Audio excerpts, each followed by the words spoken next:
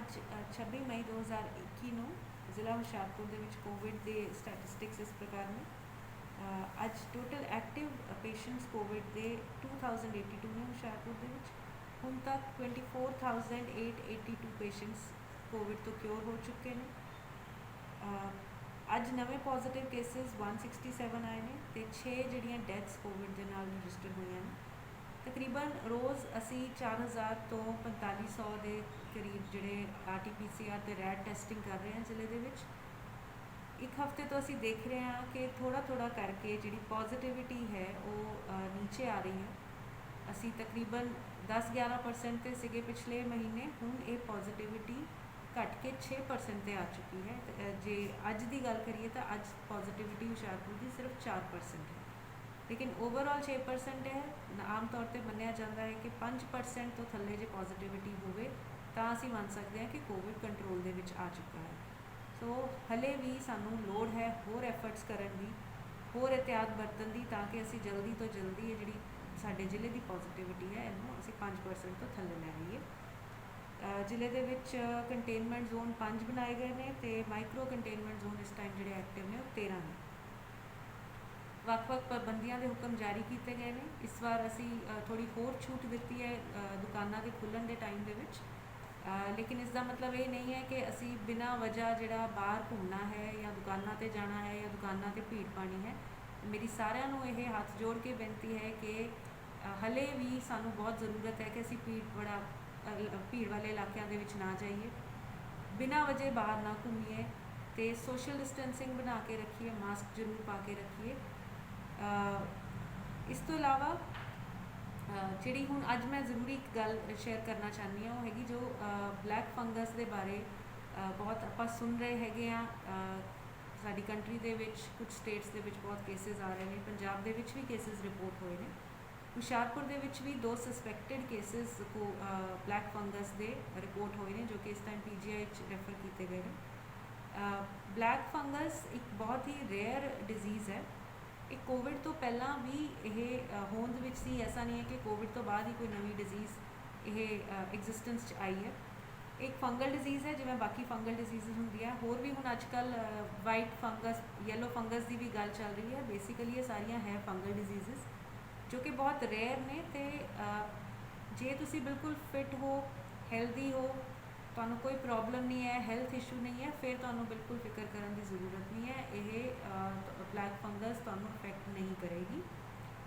ਇਹ ਸਿਰਫ ਬਹੁਤ ਰੇਅਰਲੀ ਉਹਨਾਂ ਪੇਸ਼ੈਂਟਸ ਨੂੰ ਅਫੈਕਟ ਕਰਦੀ ਹੈ ਜਿਨ੍ਹਾਂ ਦੀ ਇਮਿਊਨਿਟੀ ਕੰਪਰੋਮਾਈਜ਼ਡ ਹੁੰਦੀ ਹੈ, ਜ਼ਿਆਦਾ ਸਟੀਰੋਇਡਸ ਲੈਣ ਕਰਕੇ ਜਾਂ ਜ਼ਿਆਦਾ ਐਂਟੀਬਾਇਓਟਿਕ ਦੀ ਡੋਜ਼ ਲੈਣ ਕਰਕੇ, ਜਾਂ ਜਿਨ੍ਹਾਂ ਨੇ ਕੋਵਿਡ ਦੇ ਟ੍ਰੀਟਮੈਂਟ ਦੌਰਾਨ ਬਹੁਤ ਓਵਰਡੋਜ਼ ਆਫ ਸਟੀਰੋਇਡਸ ਕੀਤਾ ਹੁੰਦਾ ਹੈ, ਜਾਂ ਡਾਇਬਟੀਜ਼ ਬਹੁਤ ਜ਼ਿਆਦਾ ਹੁੰਦੀ ਹੈ। ਇਹਨਾਂ ਇਸ ਤਰ੍ਹਾਂ ਦੇ ਵਿਅਕਤੀਆਂ ਦੀ ਜੇ ਇਨਵਾਇਰਮੈਂਟ ਆਸਾ ਪਾਸਾ ਆਲਾ ਦੁਆਲਾ ਸਾਫ਼ ਨਾ ਹੋਵੇ, ਹਾਈਜੀਨਿਕ ਨਾ ਹੋਵੇ, ਬਹੁਤ ਹਿਊਮਿਡਿਟੀ ਵਾਲਾ ਹੋਵੇ, ਫਿਰ ਜਿਹੜੇ ਹੈਗੇ ਆ ਇਹਨਾਂ ਕੇਸਿਸ ਦੇ ਵਿੱਚ ਉਹ ਬਲੈਕ ਫੰਗਸ ਦਾ ਉਹਨਾਂ ਨੂੰ ਰਿਸਕ ਜ਼ਿਆਦਾ ਹੁੰਦਾ ਹੈ।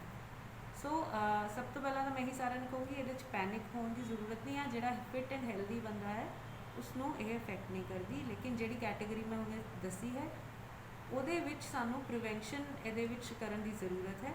ਇਸ ਦਾ ਇਲਾਜ ਹੈ, ਇਸ ਦੇ ਵਿੱਚ ਜਿਹੜੇ ਦਵਾਈਆਂ ਜਾਂ ਡਰੱਗਸ ਉਹ ਵੀ ਅਵੇਲੇਬਲ ਨੇ, ਲੇਕਿਨ ਇਸ ਦਾ ਇਲਾਜ ਬਹੁਤ ਲੰਬਾ ਚੱਲਦਾ ਹੈ, ਐਕਸਪੈਂਸਿਵ ਵੀ ਹੁੰਦਾ ਹੈ। ਇਸ ਲਈ ਇਹ ਜ਼ਰੂਰਤ ਹੈ ਸਾਨੂੰ ਕਿ ਅਸੀਂ ਇਹਦੇ ਬਾਰੇ ਪ੍ਰੋਪਰ ਇਨਫੋਰਮੇਸ਼ਨ ਰੱਖੀਏ। ਜੇਕਰ ਇਹਨਾਂ ਕੈਟੇਗਰੀ ਦੇ ਕੋਈ ਵਿਅਕਤੀ ਸਾਡੇ ਪਰਿਵਾਰ ਦੇ ਵਿੱਚ ਨੇ ਜਾਂ ਸਾਨੂੰ ਕੋਈ ਇਸ ਤਰ੍ਹਾਂ ਦੀ ਪ੍ਰੋਬਲਮ ਹੈ ਤਾਂ ਇਹਦੇ ਪ੍ਰੀਕਾਸ਼ਨਸ ਬਾਰੇ ਪੂਰੀ ਜਾਣਕਾਰੀ ਰੱਖੀਏ। ਬਿਨਾਂ ਡਾਕਟਰ ਦੀ ਸਲਾਹ ਤੋਂ ਅਸੀਂ ਕੋਈ ਦਵਾਈ ਨਾ ਲਈਏ, ਕੋਈ ਸਟੀਰੋਇਡ ਨਾ ਲਈਏ, ਕੋਈ ਐਂਟੀਬਾਇਓਟਿਕ ਨਾ ਲਈਏ। ਜੇ ਜ਼ਰੂਰਤ ਹੈ ਤਾਂ ਆਪਾਂ ਡਾਕਟਰ ਤੋਂ ਪੁੱਛ ਕੇ ਸਹੀ ਮਾਤਰਾ ਦੇ ਵਿੱਚ ਲਈਏ, ਓਵਰਡੋਜ਼ ਨਾ ਕਰੀਏ। ਬਹੁਤ ਕੇਸਿਸ ਦੇ ਵਿੱਚ ਅਸੀਂ ਦੇਖਿਆ ਹੈ ਕਿ ਜਦੋਂ ਸੈਚੂਰੇਸ਼ਨ ਹਲੇ ਠੀਕ ਹੈ, 93 ਹੈ, 94 ਹੈ, ਉਸ ਵੇਲੇ ਵੀ ਅਸੀਂ ਜਾਂ ਤਾਂ ਪੈਨਿਕ ਹੋ ਕੇ ਜਾਂ ਓਵਰ ਕੌਸ਼ੀਅਸ ਹੋ ਕੇ ਸਟੀਰੋਇਡਸ ਦਾ ਯੂਜ਼ ਸ਼ੁਰੂ ਕਰ ਦਿੰਦੇ ਹਾਂ। ਸੋ ਮੇਰੀ ਇਹ ਫਿਰ ਸਾਰਿਆਂ ਨੂੰ ਇਹੀ ਐਡਵਾਈਸ ਹੈ ਕਿ ਡਾਕਟਰ ਦੀ ਸਲਾਹ ਦੇ ਨਾਲ ਹੀ ਅਸੀਂ ਸਟੀਰੋਇਡਸ ਲਈਏ। ਆਪਣਾ ਜੇਕਰ ਕੋਈ ਡਾਇਬਟਿਕ ਹੈ ਤਾਂ ਆਪਣੀ ਡਾਇਬਟੀਜ਼ ਨੂੰ ਕੰਟਰੋਲ ਦੇ ਵਿੱਚ ਰੱਖਣ। ਮਾਸਕ ਜਿਹੜਾ ਅਸੀਂ ਪਾਉਂਦੇ ਹਾਂ ਆਮ ਤੌਰ ਦੇ ਵਿੱਚ ਵੀ, ਜਾਂ ਜੇਕਰ ਕੋਈ ਆਕਸੀਜਨ ਘਰ ਦੇ ਵਿੱਚ ਯੂਜ਼ ਕਰ ਰਹੇ ਨੇ ਆਕਸੀਜਨ ਸਿਲੰਡਰ ਰਾਹੀਂ ਜਾਂ ਆਕਸੀਜਨ ਕੰਸਨਟਰੇਟਰ ਰਾਹੀਂ, ਤਾਂ ਜਿਹੜਾ ਮਾਸਕ ਹੈ ਉਹ ਹਮੇਸ਼ਾ ਤੁਹਾਡਾ ਕਲੀਨ ਹੋਣਾ ਚਾਹੀਦਾ ਹੈ। ਹਿਊਮਿਡੀਫਾਇਰ ਹਮੇਸ਼ਾ ਕਲੀਨ ਹੋਣਾ ਚਾਹੀਦਾ ਹੈ। ਸੋ ਇਹਨਾਂ ਪ੍ਰੀਕਾਸ਼ਨਸ ਦੇ ਨਾਲ ਅਸੀਂ ਇਹ ਜਿਹੜੀ ਪ੍ਰੋਬਲਮ ਹੈ ਜਾਂ ਇਹ ਜਿਹੜੀ ਇਨਫੈਕਸ਼ਨ ਹੈ ਬਲੈਕ ਫੰਗਸ ਦੀ, ਇਸ ਤੋਂ ਬਚ ਸਕਦੇ ਹਾਂ। ਇਹਦੇ अर्ਲੀ ਸਾਈਨਸ ਜਾਂ अर्ਲੀ ਸਿੰਪਟਮਸ, ਇਹ ਆਮ ਤੌਰ ਤੇ ਬਲੈਕ ਫੰਗਸ ਜਿਹੜਾ ਹੈ ਨੇਜ਼ਲ ਏਰੀਆ ਨੂੰ, ਨੱਕ ਨੂੰ, ਆਈਜ਼ ਦੇ ਆਸ-ਪਾਸ ਦੇ ਏਰੀਆ ਨੂੰ, ਬ੍ਰੇਨ ਤੇ ਲੰਗਸ, ਇਹਨਾਂ ਨੂੰ ਅਫੈਕਟ ਜ਼ਿਆਦਾ ਕਰਦਾ ਹੈ। ਸੋ ਇਹਦੇ अर्ਲੀ ਸਿੰਪਟਮਸ ਹੈ ਨੋਜ਼ ਦੇ ਆਸ-ਪਾਸ ਬਲੈਕਨਿੰਗ ਹੋ ਜਾਂਦੀ ਹੈ, ਆਈਜ਼ ਦੇ ਆਸ-ਪਾਸ ਕਾਲਾਪਨ ਹੋ ਜਾਂਦਾ ਹੈ। ਜੇ ਲੰਗਸ ਨੂੰ ਅਫੈਕਟ ਕਰਦੀ ਹੈ ਤਾਂ ਚੈਸਟ ਦੇ ਵਿੱਚ ਪੇਨ ਹੋਏਗੀ ਜਾਂ ਤੁਹਾਨੂੰ ਬਰੀਦਿੰਗ ਦੇ ਵਿੱਚ ਪ੍ਰੋਬਲਮ ਹੋਏਗੀ। ਜੇ ਬ੍ਰੇਨ ਨੂੰ ਅਫੈਕਟ ਕਰ ਰਹੀ ਹੈ ਤਾਂ ਤੁਹਾਨੂੰ ਹੇਜ਼ੀਨੈਸ ਹੋਏਗੀ ਜਾਂ ਥੋੜਾ ਨੌਜ਼ੀਆ ਫੀਲ ਹੋਏਗਾ, ਗਿਡੀਨੈਸ ਫੀਲ ਹੋਏਗੀ। ਸੋ ਇਹ ਜਿਹੜੇ ਹੈਗੇ ਇਹਦੇ ਸਿੰਪਟਮਸ ਨੇ, ਇਹਨਾਂ ਸਿੰਪਟਮਸ ਦਾ ਵੀ ਆਪਾਂ ਧਿਆਨ ਰੱਖੀਏ ਤਾਂ ਕਿ ਇਹ ਜੇ ਕਿਸੇ ਨੂੰ ਇਹ ਪ੍ਰੋਬਲਮ ਆ ਰਹੀ ਹੈ ਤਾਂ ਇਹਨੂੰ अर्ਲੀ ਸਟੇਜ ਤੇ ਅਰੈਸਟ ਕੀਤਾ ਜਾ ਸਕੇ। ਸੋ ਇਹ ਮੈਂ ਸਾਰਿਆਂ ਨੂੰ ਅਪੀਲ ਕਰੂੰਗੀ ਕਿ ਤੁਹਾਡੇ ਸਭ ਦੇ ਐਫਰਟਸ ਦੇ ਨਾਲ, ਤੁਹਾਡੀ ਸਭ ਦੀ ਕੋਆਪਰੇਸ਼ਨ ਦੇ ਨਾਲ ਅਸੀਂ ਹੌਲੀ-ਹੌਲੀ ਕੋਵਿਡ ਤੇ ਕੰਟਰੋਲ ਪਾ ਰਹੇ ਹਾਂ। ਤੇ ਹੋਰ ਜੇ ਕੋਈ ਪ੍ਰੋਬਲਮਸ ਕੋਵਿਡ ਦੇ ਨਾਲ ਰਿਲੇਟਡ ਆ ਰਹੀਆਂ, ਅਸੀਂ ਉਹਦੇ ਬਾਰੇ ਸੁਚੇਤ ਰਹੀਏ। ਵੈਕਸੀਨੇਸ਼ਨ ਲਗਾਤਾਰ ਚੱਲ ਰਹੀ ਹੈ ਜ਼ਿਲ੍ਹੇ ਦੇ ਵਿੱਚ। ਵੈਕਸੀਨ ਦੀ ਸਪਲਾਈ ਥੋੜੀ ਕਰਕੇ ਆਈ ਜਾ ਰਹੀ ਹੈ ਤੇ ਨਾਲ ਹੀ ਅਸੀਂ ਉਹਨੂੰ ਕੰਜ਼ਿਊਮ ਕਰ ਰਹੇ ਹਾਂ। ਲੋਕ ਹੁਣ ਅੱਗੇ ਵੱਧ ਕੇ ਵੈਕਸੀਨ ਦੀ ਡਿਮਾਂਡ ਕਰ ਰਹੇ, ਜੋ ਕਿ ਬਹੁਤ ਅੱਛੀ ਗੱਲ ਹੈ। ਸੋ ਮੈਂ ਸਾਰਿਆਂ ਨੂੰ ਇਹ ਵੀ ਅਪੀਲ ਕਰਨਾ ਚਾਹੂੰਗੀ ਕਿ ਜਿਵੇਂ ਵੈਕਸੀਨ ਤੁਹਾਡੇ ਏਰੀਆ ਦੇ ਵਿੱਚ ਆਉਂਦੀ ਹੈ, ਕੈਂਪ ਲੱਗਦਾ ਹੈ, ਤਾਂ ਉਹਦੇ ਵਿੱਚ ਆ ਕੇ ਆਪਣੀ ਵੈਕਸੀਨ ਦੀ ਡੋਜ਼ ਜ਼ਰੂਰ ਲਗਵਾਓ।